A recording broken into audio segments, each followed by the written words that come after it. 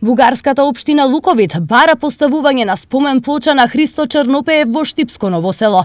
Барањето во писмена форма тие денес го доставија до Штипскиот совет како дел од одбележувањето на 100 годишнината од неговото загинување. По повод годишнината, жители и представници на различни институции организираа и Друштво Целодерманци, општина Луковит, формираа иницијативен одбор за организирање на комеморативна прослава во чест на војводата.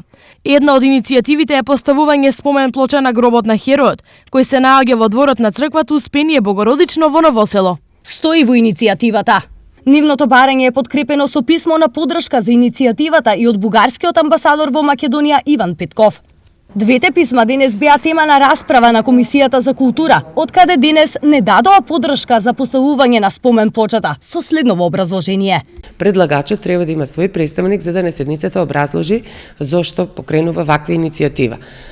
Помеѓу другото, иницијатива во самото барање, во самата писмена форма на оваа иницијатива треба е непотполна бидејќи треба да стои за каква спомен плоча станува збор, од каков материјал, со која големина, каков текст и каде точно бара да биде поставено. А кој е човекот за кого бугарската општина бара поставување на спомен плоча во срцето на Ново село? Инаку Христо Чернопеев бил бугарски офицер, учесник во македонското револуционерно движење.